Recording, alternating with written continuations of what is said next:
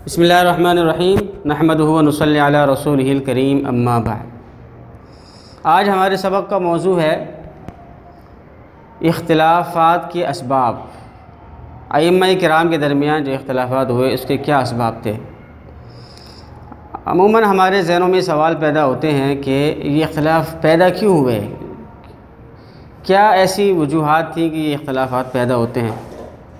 और गुज़िश्ता ज़मानों में भी इख्तिलाफ़ हुए, आज के ज़माने में भी इख्तिलाफ़ हो रहे हैं, हर दौर में इख्तिलाफ़ात होते हैं। उसकी क्या वजूहात हैं?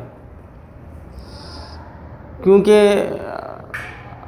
हम जो हैं हमारा एक छोटा जहन है और हम एक छोटे सतह पर सोचने वाले लोग हैं, इसलिए हम फुक़हा और उलमा के दरमियान जो इख्तिलाफ़ होते हैं उसको अपने ऊपर क़ियास करते हैं। हमारा जो इख्तिलाफ़ होता है गालम गलोच के इख्तिलाफ़, और गालम गलोच हो जाती है हमारे दरमियान, फितना फ़साद हो जाता है। और इसी तरीके से अनानियत की बिना पर, हसद की बिना पर, इनाद के बिना पर, ज़ातियात के बिना पर आपस में इख्तिलाफ़ात और झगड़े हो जाते हैं। तो हम समझते हैं कि ये जो इख्तिलाफ़ात फ़ुरूई वो भी इसी तरह के हैं। हालांकि फ़ुक़हा और अइम्मा दीन के दरमियान जो इख्तिलाफ़ात हुए वो इस इख्तिलाफ़ से जो ज़ातियात की बिना पर और हसद और इनाद के बिना पर होते हैं उससे बहुत ही एक अलग किस्म की चीज़ है। ये जो फ़ुरूई इख्तिलाफ़ात फ़ुक़हा किराम के दरमियान होते हैं वो उस पर बहुत मजबूर होते हैं और वो इख्तिलाफ़ के साथ साथ वो एक दूसरे का एहतराम भी करते हैं। वो ज़ातियात पे नहीं उतरते, वो गालम गलोच और बुग़्ज़ व इनाद नहीं होता, आपस में भाईचारा मोहब्बत होती है इनके। लेकिन ये फिर भी अपने बात के इज़हार पे और अपने राय को पेश करने में वो मजबूर होते हैं, इसलिए कि उनका ये फ़रीज़ा होता है। अल्लाह ताला ने उनको ये हक़ दिया है, और बल्कि शरीयत ने और आप सल्लल्लाहु अलैहि वसल्लम ने इसको ये हक़ दिया है कि एक मुज्तहिद जिसके पास कुरान और सुन्नत का बहुत वसी इल्म है और 13-14 उलूम का वो माहिर है, और जो कुरान और सुन्नत में महारत के लिए मुज्तहिद के लिए जो ज़रूरी उलूम है सारे उसको उलूम हासिल हैं, तो उस पर एक ज़रूरी हो जाता है कि वो अपने राय को ज़ाहिर करे।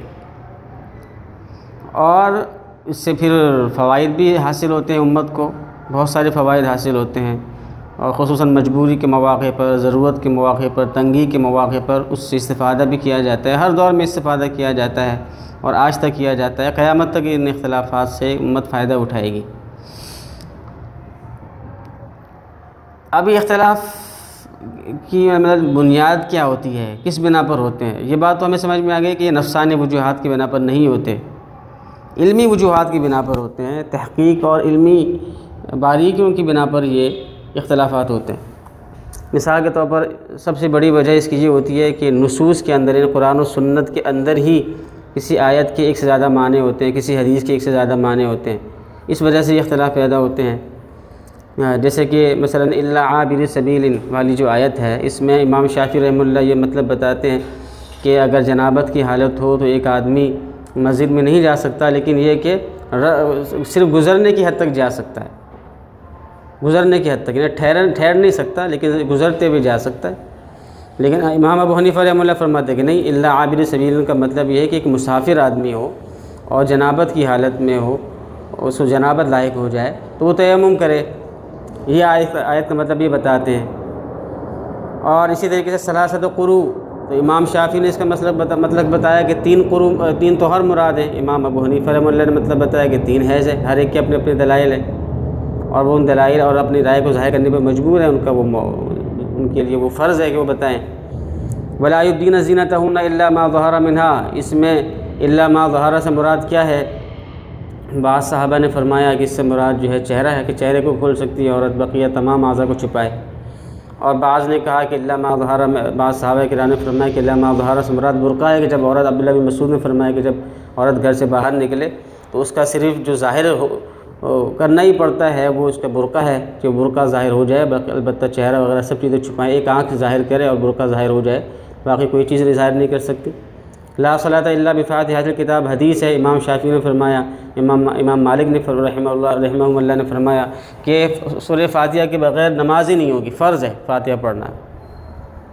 जबकि अहनाफ कहते हैं कि ला सलाता इल्ला बिफ़ातिहातिल किताब, इसका मतलब ये है कि सूरह फ़ातिहा के बग़ैर नमाज कामिल नहीं होती, नाक़िस रह जाती है। तो अब ये देखिए माने का इख्तिलाफ़ है। ला वुज़ू लिमन लम युसम्मिल्लाह ताला, जो बिस्मिल्लाह ना पढ़े वज़ू के शुरू में उसका वज़ू नहीं होता। तो ज़वाहिर और बाज़ अहलुल हदीस ने इसका मतलब ये लिया कि बिस्मिल्लाह नहीं पढ़ेंगे वज़ू के शुरू में तो इसका वज़ू ही नहीं होगा। लेकिन अइम्मा अरबआ मुत्तफ़िक़ हैं इस बात पर कि इसका हदीस का ये मतलब नहीं है, बल्कि मतलब ये है ला वज़ू का कि ऐसे वज़ू का सवाब नहीं मिलेगा जो बिस्मिल्लाह के साथ ना हो। इस तरह की और भी बहुत सी चीज़ें हैं, मुख्तलिफ़ इस्तिलाहात हैं। मुज़ाबने के माने क्या हैं, मुहाक़ला का माने क्या है, इसमें इख्तिलाफ़, तो इन इख्तिलाफ़ात की बिना पर ये दीगर इख्तिलाफ़ात पैदा होते हैं। और दीगर जब एक चीज़ में जो इख्तिलाफ़ होता है तो उसके बाद दूसरी चीज़ों में भी इख्तिलाफ़, उससे जो मुस्तंबत होने वाले मसाइल होते हैं उनमें भी इख्तिलाफ़ पैदा होता है।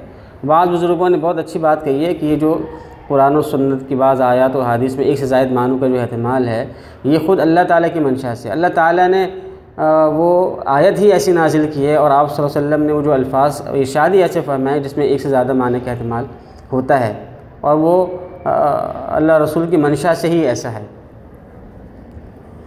अब बाज़ लोग यहाँ पे ऐसे भी हैं जो ये कहते हैं कि कुरान और सुन्नत के जो कुरान की कोई आयत है या हदीस कोई है तो उसके अंदर एक ही माना होता है और एक से ज़ायद माना नहीं होते हैं। बाद ऐसे भी लोग हैं जैसे गामदी साहब का ये मौक़िफ़ है कि आयत और हदीस का एक ही माना होता है, उससे ज़्यादा कोई माने नहीं होते।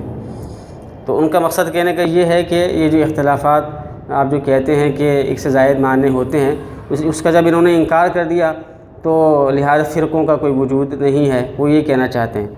लेकिन जब हम सलफ़ सालिन को देखते हैं, सहाबा किराम को देखते हैं, ख़ुद आप सल्लल्लाहु अलैहि वसल्लम के ज़माने में इस्तग़फ़िर लहुम औ ला तस्तग़फ़िर लहुम इस आयत के माने की तशरीह में इख्तिलाफ़ हुआ है, और आप सल्लल्लाहु अलैहि वसल्लम की अहादीस और बातों को समझने में सहाबा किराम का इख्तिलाफ़ हुआ है, सहाबा और ताबीन तबा ताबीन के ज़माने में, और आज तक जो है किसी भी हदीस और आयत को समझने में इख्तिलाफ़ होता है। तो ये कहना कि किसी भी आयत या हदीस के एक ही माना होते हैं, इससे ज़्यादा नहीं होते, ये उम्मत का तामुल बताता है कि ये बात दुरुस्त नहीं है। और हमारा इस हवाले से पूरा एक मकाला भी है, पूरा एक मज़मून भी है, तो वो भी इंशाअल्लाह हम आपको भेजेंगे और आप को शौक़ होगा तो आपको बताएंगे। तो ये होती है पहली वजह। दूसरी वजह क्या होती है? दूसरी वजह ये है कि अइम्मा में इख्तिलाफ़ इस वजह से होता है कि एक को रिवायत पहुंची होती है, दूसरे को नहीं पहुंची होती। तो रिवायत ना पहुंचने की वजह से इख्तिलाफ़ हो जाता है। जिसको रिवायत पहुंची है उस रिवायत के मुताबिक मसला बताता है, जिसको रिवायत नहीं पहुंची वो अपने एक मलकी फ़िक़हिया और अपना जो ज़ौक़ होता है उसके मुताबिक मसला बता रहा होता है, इस वजह से भी इख्तिलाफ़ होता है। और ये रिवायत ना पहुँचना कोई ये नुक्स इनके इल्मी कमी की बात नहीं है, इल्मी कमाल के ख़िलाफ़ नहीं है। बहुत सहाबा किराम के बारे में आता है कि उनको भी बाद वक़्त रिवायतें नहीं पहुँची और उनको हदीस का इल्म नहीं हुआ, किसी और से इल्म हुआ। तो ये कोई जो है नुकसान की बात नहीं है, इल्मी कमाल के ख़िलाफ़ नहीं है रिवायत का ना पहुँचना। इसी तरीके से बाद वक़्त रिवायत तो होती है लेकिन उससे काबिल अमल नहीं समझा जाता किसी भी वजह से। मसलन फ़ातिमा बिन्त कैस की हदीस है कि उसका जो खुलासा है वो ये है कि अगर एक औरत को तलाक़ बाइना हो जाए तो उसको नफ़क़ा भी नहीं मिलेगा, उसको घर भी नहीं मिलेगा। लेकिन जब ये हज़रत उमर रज़ी अल्लाह तआला अन्हु और बाज़ बड़े सहाबा किराम के सामने जब इन्होंने ये हदीस बयान की तो उन्होंने इसका इनकार कर दिया कि नहीं, लगता है कि फ़ातिमा बिन्त कैस को भूल हो गई है, वो भूल गई है, और उन्होंने इनकी हदीस को नहीं लिया।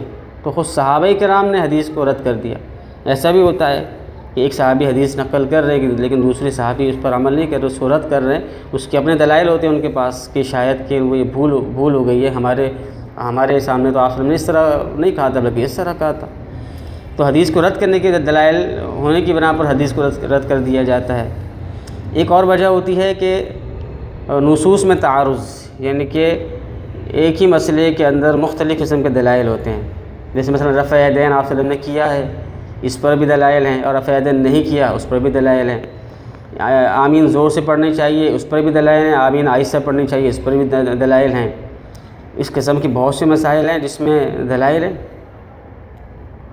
तो फिर जब तारुज़ हो गया नुसूस में, बातों आप सल्लल्लाहु अलैहि वसल्लम की हदीस में तारुज़ हो गया, तो फिर उस तारुज़ को कैसे दूर किया जाए, उस तारुज़ को दूर करने की क्या तरीके होने चाहिए, उस तरीक़ों में भी इख्तिलाफ़ होता है। कोई हदीसों में तत्बीक देता है, कोई रिवायतों में तरजीह देता है, कोई जो है वो नासिख़ मनसूख़ का कायल होता है। तो इन वजूहात की बिना पर जब तारुज़ हुआ तो तारुज़ के बाद लाज़मन कोई ना कोई 3 बातों में से किसी एक बात को लेना पड़ेगा, या तो तत्बीक देना पड़ेगी, या फिर तरजीह देना पड़ेगी, या एक नासिख है को मनसूख मानना पड़ेगा। तो इसकी वजह से भी इख्तिलाफ पैदा हो जाता है। इसी तरीके से एक इमाम के नज़दीक एक हदीस वो साबित होती है, दूसरे के नज़दीक वो साबित नहीं होती, वो ज़ईफ़ होती है। तो जिसके नज़दीक वो साबित होती है वो उस हदीस पर अमल करते हैं, उससे मसाइल के निकालते हैं, और जिनके नज़दीक वो साबित नहीं होती, वो ज़ईफ़ होती है या साबित नहीं होती, उसकी बिना पर वो उसको हदीस को रद्द कर देते हैं और मसाइल का इस्तेमाल नहीं करते उससे। इसी तरीके से एक हदीस जो है मौजूद है लेकिन वो मनसूख है और दूसरों के नज़दीक मनसूख नहीं है, ऐसा भी होता है बहुत सी बातों में। इसी तरीके से बाद औक़ात एक हदीस होती है लेकिन दलाइल से मालूम हो जाता है कि यहाँ सहव निस्यान हुआ है, जैसे कि अब्दुल्लाह बिन उमर रज़ी अल्लाह तआला ने फरमाया कि आप सल्लल्लाहु अलैहि वसल्लम ने एक उम्रा रजब में किया था। फिर तो दीगर सहाबा किराम को खुसूसन हज़रत आयशा रज़ी अल्लाह तआला अन्हा के बारे में आता है कि जब इनको मालूम हुआ तो उन्होंने फरमाया कि इनसे ये गलती हो गई है, आप सल्लल्लाहु अलैहि वसल्लम ने कोई उम्रा रजब के अंदर नहीं किया बल्कि ज़िलक़ाद में किया है। इसी तरीके से एक वजह होती है इल्लत में इख्तिलाफ कि एक मुज्तहिद के नज़दीक इल्लत कुछ और होती है और दूसरे मुज्तहिद के नज़दीक नहीं, नस तो होती है, दोनों के पास एक ही नस होती है, एक ही हदीस है, लेकिन वही बात है कि जिस तरीके से हदीस के माने में इख्तिलाफ पैदा हो जाता है, इसी तरीके से हदीस की जो इल्लत होती है उस इल्लत में भी बाद औक़ात इख्तिलाफ हो जाता है। जैसे अशियाए सित्ता है, मशहूर हदीस है कि सोना सोने के बदले में, चांदी चांदी के बदले में हो, गंदम गंदम के बदले में, आट और जऊ जऊ के बदले में हो, नमक नमक के बदले में हो, तो उसमें जो है कमी बेशी दुरुस्त नहीं है और मुसावात ज़रूरी है।